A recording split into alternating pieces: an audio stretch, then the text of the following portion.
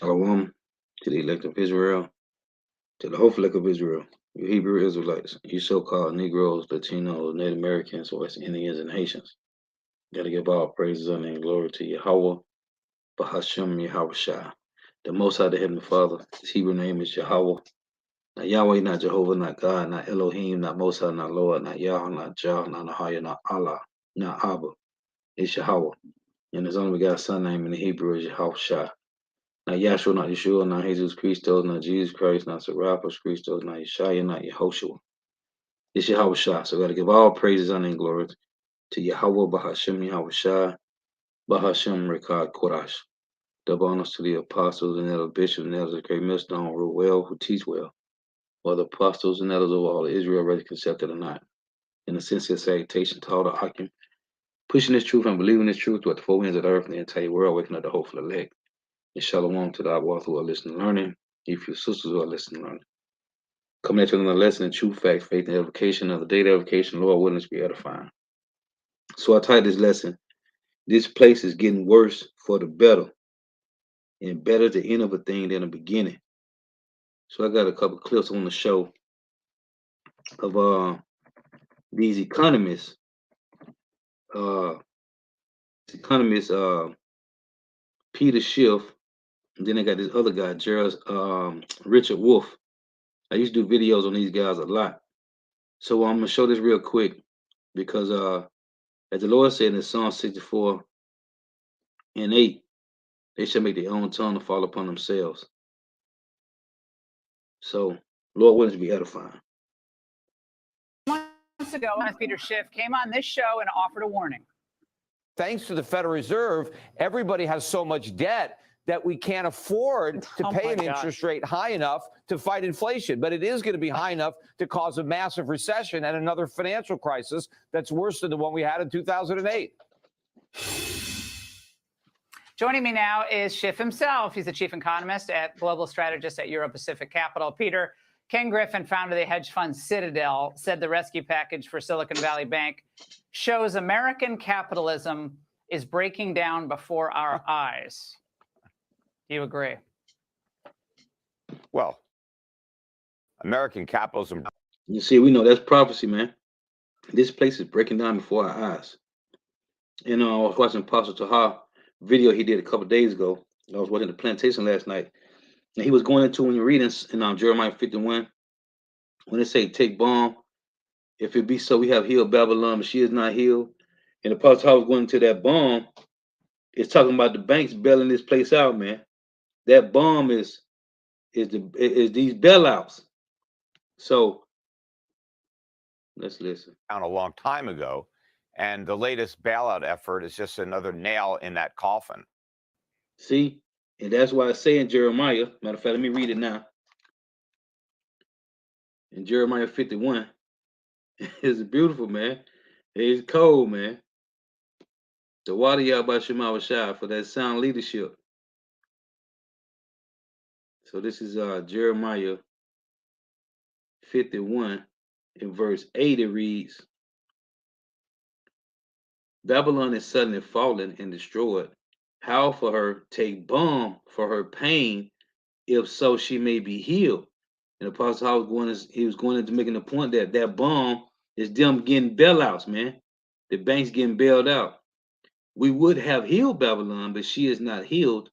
Forsake her and let us go every one into his own country. And these other nations leaving America. For her judgment reacheth unto the heaven and is lifted up to the skies. So one more time, Salakia.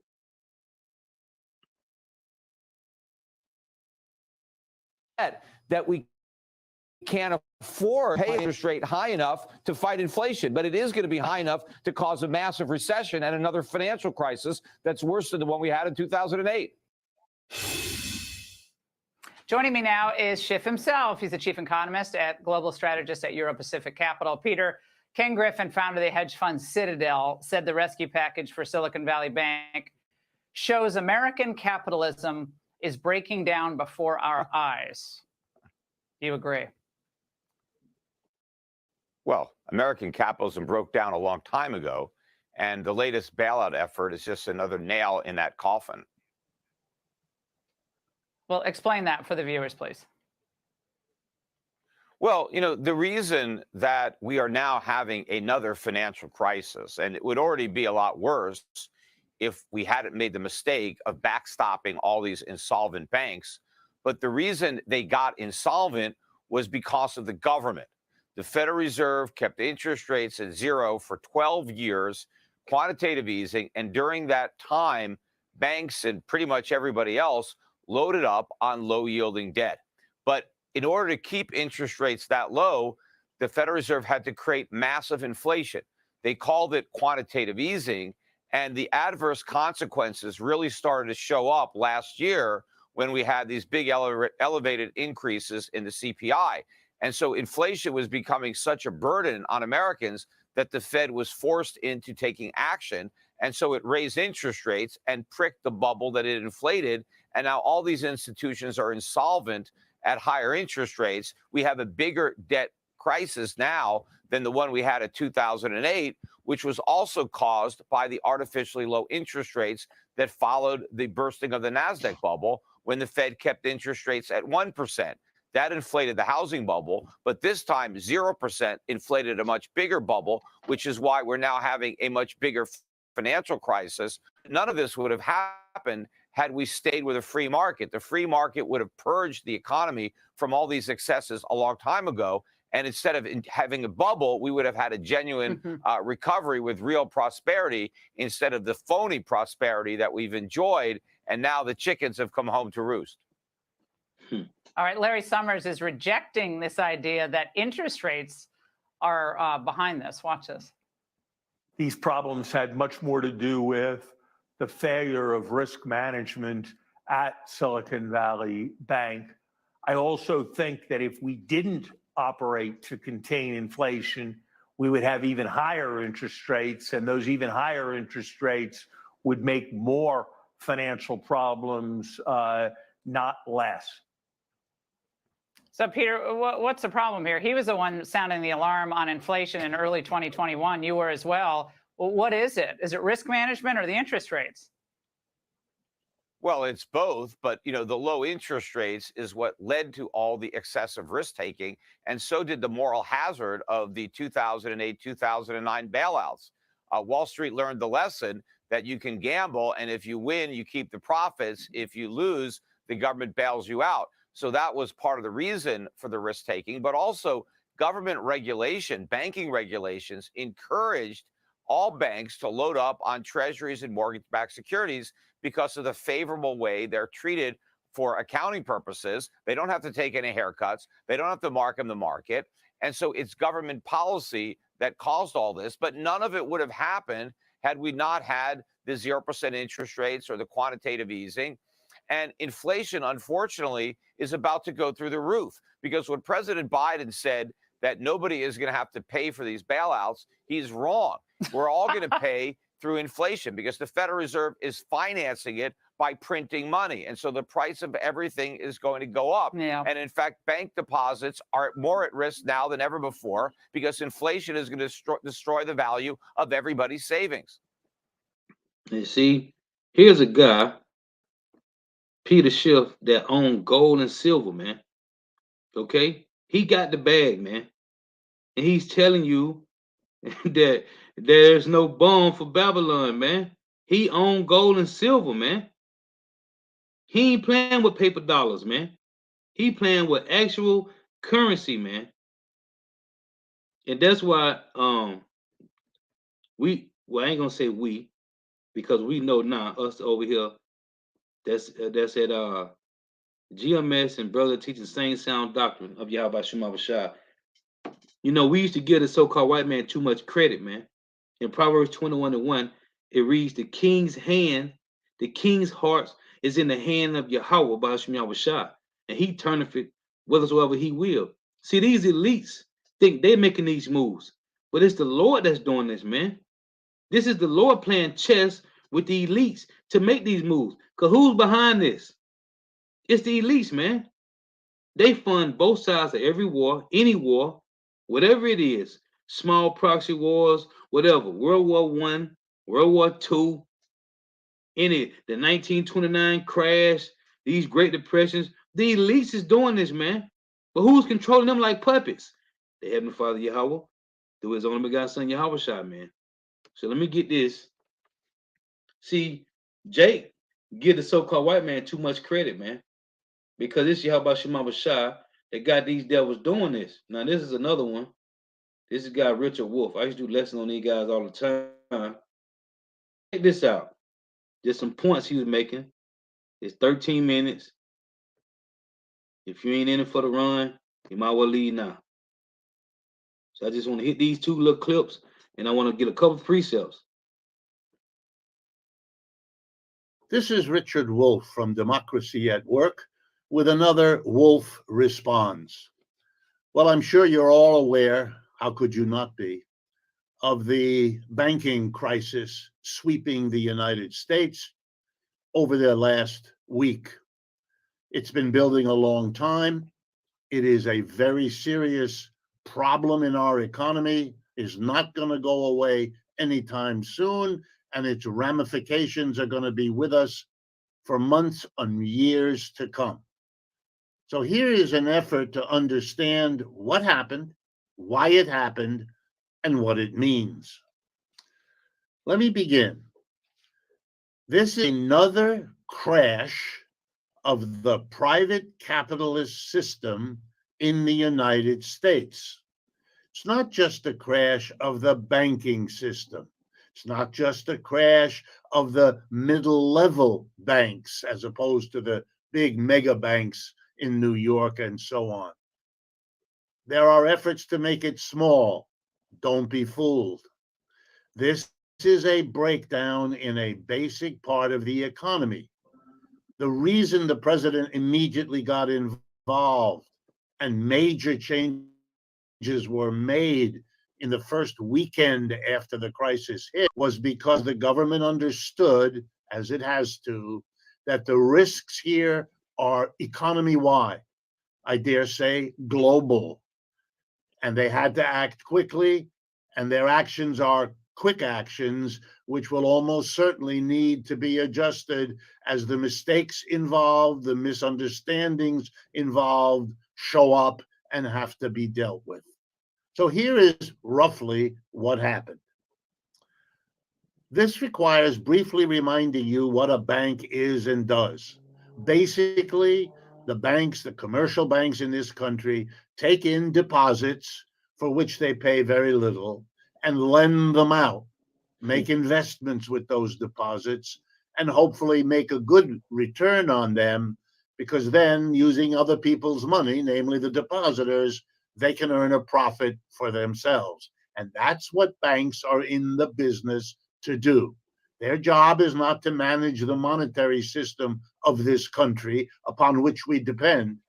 Their job is to make money for the investors in that bank. That's a very strange way to organize a system we all depend on, but that's what capitalism is. And the problem with the Silicon Valley Bank, the major bank that crashed, of the three that crashed pretty much at the same time, Signature Bank in New York, and one other financial institution. Here's what happened. Suddenly, over a period of, by the way, suddenly 6 months, so not suddenly in terms of yesterday or last week, over 6 months, deposits out there in California, in Silicon Valley, shrank. They shrank because high tech is not delivering the kind of blockbuster returns that it once did. That's part of the reason why we have had, over the last 6 months, almost 500,000 workers in high tech, many of whom are in California, lost their jobs. And if you don't have a job and you don't have a big income, you don't make those deposits into your bank, often made by the employer for you. Deposits were shrinking. At the same time, one of the major investments that bank made, government bonds, were falling in value, because that's what government bonds do. When interest rates go up, their value goes down.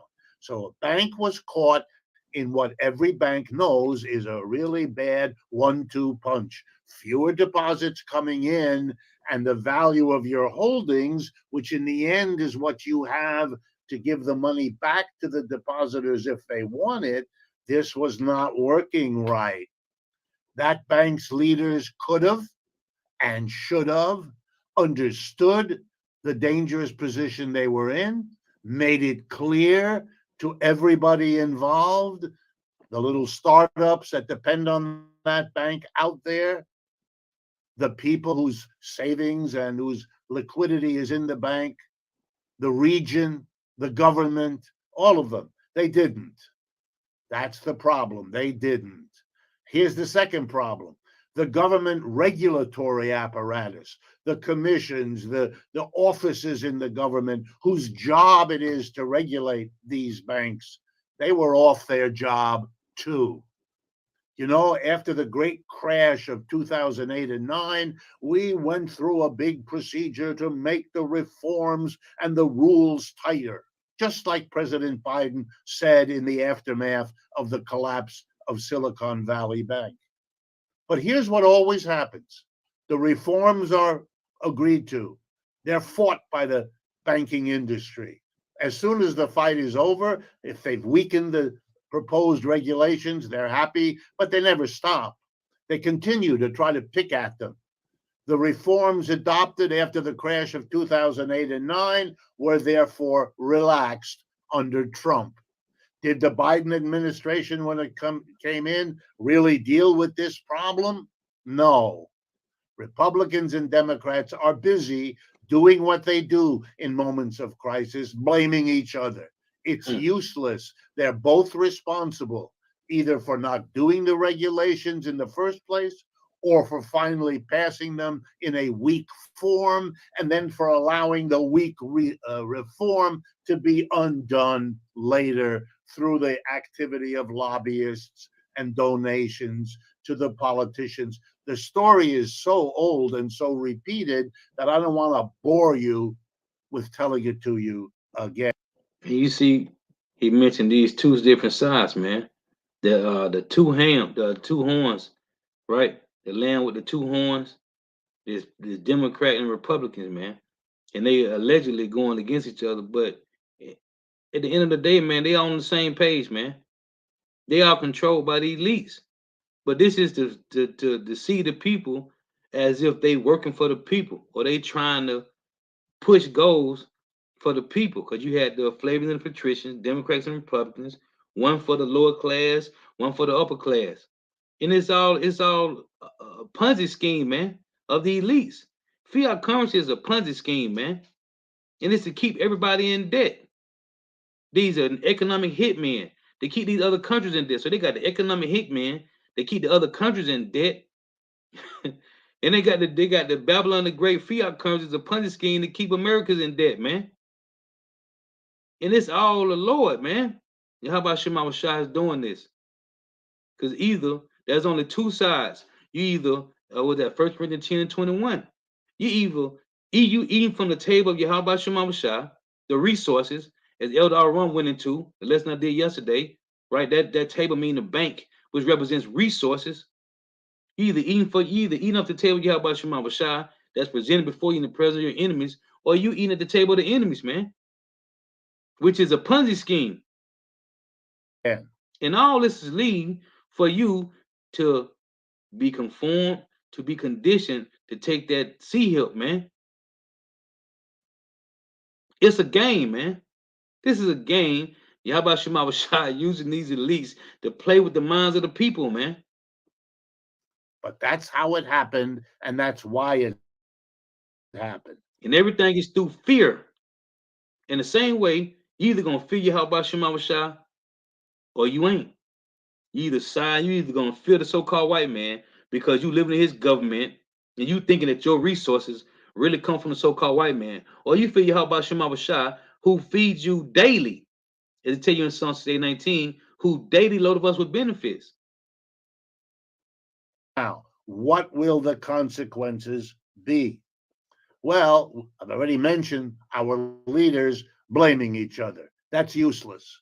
By the way, to come up with yet another set of reforms, which is probably what will happen, only to see them weakened as they go through the Congress, which will almost certainly happen, and then to watch a year or two or three from now when they are weakened further by a pliant government. Really? That's what's in store? Answer, yes. So that piece of theater is part of what we're going to see now. But we're going to see other things that ought to worry everybody. See, you heard he said that piece of theater. This is just a movie set, man. The most dynamic sector of the American capitalist system has been the high-tech sector. That's where we have been able to be at the forefront of production in the world. The only country elsewhere coming close to us now is the People's Republic of China. This is a catastrophe for high-tech startups. Their ability to raise money is going to be worsened. Their banking relationships are going to have to be redone. Anxieties about this, about the weakness of others involved with high tech. This is very bad news, not just for small startups, not just for Silicon Valley, but for the whole American economy that has been in many ways carried by the high tech sector, which here was damaged. That's one serious consequence. Second serious consequence. Around the world, where the United States is in an increasingly precarious situation, we have advertised to the world that among our largest banks, let's remember, Silicon Valley Bank is the second largest bank to collapse in American history. We're talking about a bank with tens of billions of dollars, a big deal everywhere in the world. It failed. It collapsed. It wasn't clear to the rest of the world that it was anywhere near collapse. So there are questions of secrecy, perhaps, or knowledge not being available. See, you already just said the world was not aware that this was happening. Why? You got sports, right? You don't like sports? You got social media. You ain't on social media? Go get you some weed, pop you some pills, right? There's a lot of entertainment, which is distractions. That's what this is. And this is the Lord showing the hopeful elect. We're supposed to keep watch on these things, man. Because everybody's distracted. Either they on social media, they in sports, they binge watching movies, TV shows, smoking weed, popping pills, and they on Instagram or Facebook, man. But the world is collapsing, but the same thing happened in Rome. That's why the saying is all roads lead to Rome, man. It's the same thing that's going on. Distractions. Back then, gladiators. Today, the gladiators is boxing, wrestling, and UFC. It's the same things, man. Just in a different time. People don't know what's going on because the so-called white man, oh, so you got sports, right? So football is out. You got basketball, soccer, hockey, baseball, right? UFC, boxing, wrestling, right? So now you can binge watch shows, right? Snapchat, all that. Get you some weed, right? Everybody distracted. Guess what's going on too? They got all these top comedians on tour. Kevin Hart, Cat Williams, Mike Epps. They out there on tour right now. To do what? To keep you distracted, man. Everybody want to spend money and go see Kevin Hart and Cat Williams and these guys going back and forth around the world touring. All these is for distractions while the economy is collapsing and they are pushing the MOTB on you, man. But nobody's paying attention but the hopeful elect. Ephesians 5:15. The Lord said, be circumspect, man. You know what that says to an investor everywhere else in the world? Don't hold all your money in the United States. Don't hold it all in the big American banks. Who knows how far this has gone or will go? This is a very serious phenomena whose ramifications we're going to watch and see. Third implication, and the stock market is a reflection of this, everyone is wondering, where else in the American banking system are deposits shrinking? If we're heading into a recession, won't that mean a reduction in deposits as people lose jobs, as businesses cut back, the things that happen in recession? And if deposits are shrinking, my goodness, at the same time, banks own those government bonds who are going down in value as interest rates go up. But then, as we all see, interest rates, we are told by the Federal Reserve, must go up to stop the terrible inflation. But if they go up and they diminish the value of the bonds, that will make the banks weak because they own them in huge quantities. You see, we're stuck. You go in one direction, solve one problem, you worsen the other one. You reverse course, and the vice versa happens to you. That's a sign of a system in trouble. Last point. The Federal Reserve has tried to control this disaster by simply opening up its window and saying to any bank, and indeed, I noticed they extended it to credit unions as well. You need money to satisfy your depositors, but you don't really have it. We'll give you the money. You can come and borrow the money, limitless, the word they use, limitless. Hello, friends. We have an inflation. And the last thing you want to hear in an inflationary environment is that the government's central bank is limitlessly making money available. We're not going to succeed in controlling inflation. That's another consequence of this banking disaster. Bottom line, if you understand the centrality of money, if you understand the wisdom of the phrase, money makes the world go around, you know that our economy, yours, mine, ours, is dependent on the monetary system. To allow private banks, whose first obligation is to make a profit, to be in charge of what could destabilize our monetary system, that's nuts. That's a capitalism that has proven unreliable. In that way, it's not so different from the derailment in East Palestine, Ohio. Failure of the company, failure of the government supposedly regulating them, all of us in danger. We must learn this lesson so we don't repeat these scenes again. Thank you for your attention. You see, he said that we don't repeat these things again. Well, I'm going to show you, I'm going to read this. This is Job, because North America, Babylon the Great, is the revived Roman Empire. In Job 24 and 23, it reads, "And though it be given him to be in safety," talking about the so-called white man, the elites, whereon he resteth, yet his eyes are upon their ways. The eyes of the Lord is upon their ways through the angels. It reads, "They are exalted for a little while, but are gone and brought low." Please, in Genesis 3 and 15, what did he tell the serpent? Genesis 3 and 14, "On thy belly shall thou go," meaning to be the basis of men, meaning to be the lowest. Is also in Ecclesiastes 33. Says some of them have he brought low. This talking about the so-called white man. The brother got on the comment board, Daniel 4 and 17.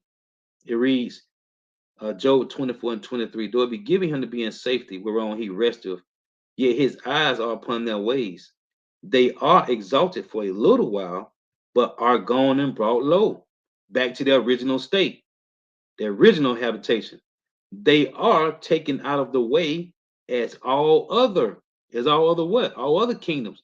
Babylonians, the Medo and Persians, the Greeks, the Romans. They shall be taken out of the way as all other." It said they are taken out of the way as all other, and cut off as the tops of the ears of corn.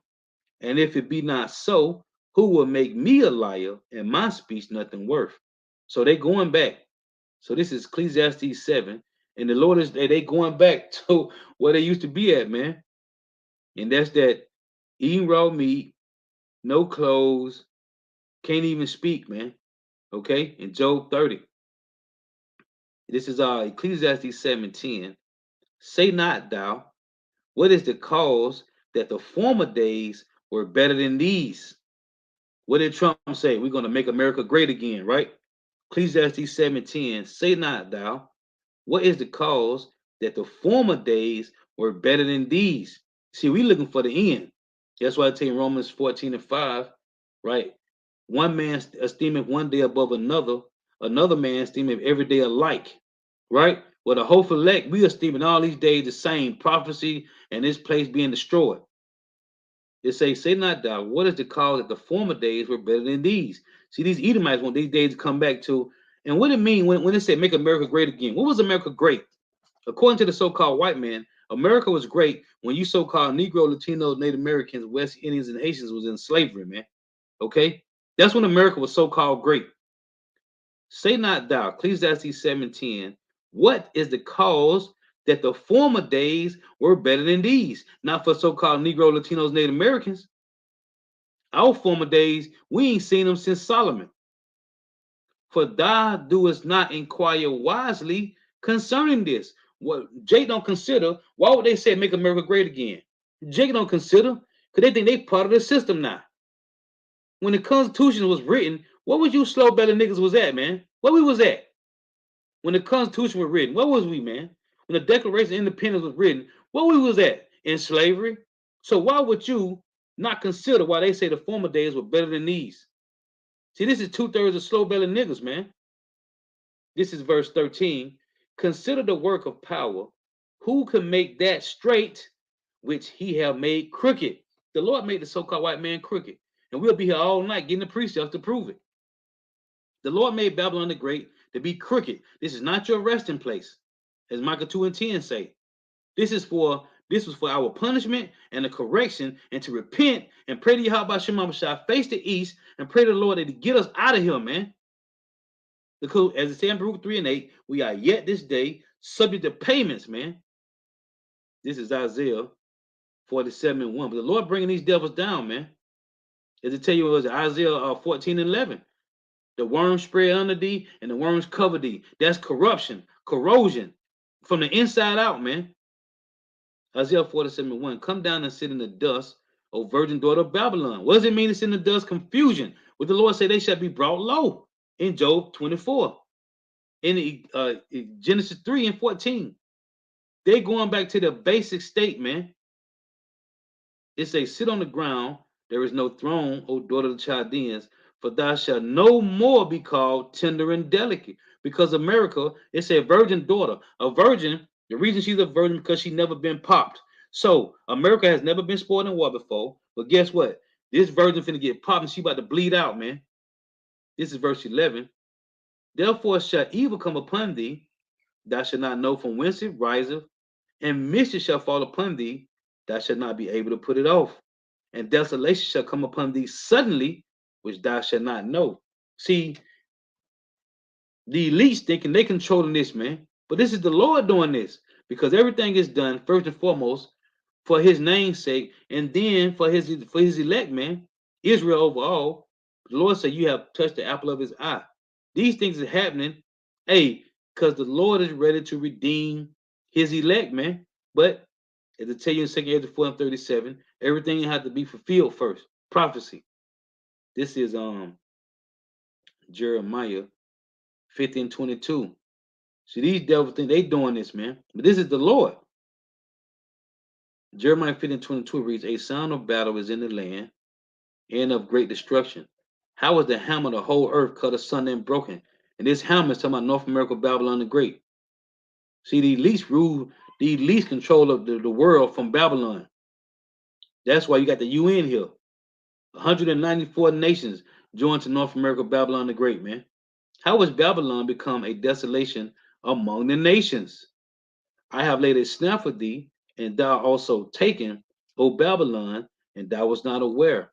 Thou art found and also caught, because thou hast striven against the Lord. See, and it tell you in Isaiah 45:9, woe to him that strive against his maker. How did the so-called white man strive against the Lord? In Isaiah 24:5, it says he transgressed the laws, changed the ordinance, broken the everlasting covenant. This is them striving against the Lord, man. There don't supposed to be no alphabet community running around here with equal to act rights, man. They got brothels going on in the world. They got between 4 and 10 states that done legalized bestiality, man. That's wicked. They make you swear in on the Bible when you go in. The Lord say, let your yeah be yeah and your no be no. But these devils got you swearing on the Bible, and they don't even judge you from the Bible, man. Once you swear in on the Bible, they throw the Bible to the back and they judge you from out their penal codes, man. This is them, the so-called white man, striving against Yahweh Shema Shah, and their kingdom is falling, man. And 2/3 you slow-bellied niggas, you falling with them because you trust in the system, in the government. This is Jeremiah 51 and verse 24. And I will render unto Babylon and to all the inhabitants of Chaldea. These Chaldeans today, these the Edomites. All the evil that they have done in Zion in your sight. The Lord said, all the wickedness that the so-called white man did in the midst of us, they about to pay for it.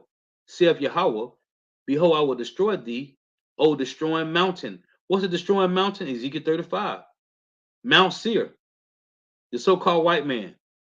Behold, I am against thee, O destroying mountain, saith Yahweh, which destroyeth all the earth. Who destroying the earth? It ain't the Chinese or the Japanese. It ain't the Hamites. It ain't the Elamites. It ain't the Ishmaelites, the Arabs. Who destroying the earth, man? It's the so-called white man. And everybody know this. Which destroyeth all the earth, and I will stretch out my hand upon thee and roll thee down from the rocks. What rocks? They mountains, man. Now they got skyscrapers for their mountains because they used to the caves. Why do you think they got concrete everywhere and sidewalks and asphalt? Because it reminds them of the caves, man. And I will stretch out my hand upon thee and roll thee down from the rocks and will make thee a burnt mountain. Last precept, Revelation 11:18. See, the Lord said he's going to destroy them who destroying the earth. Who destroying the earth? Don't worry, we'll wait. There's only one nation of people that's doing it. Who got transgenders teaching your kids at school?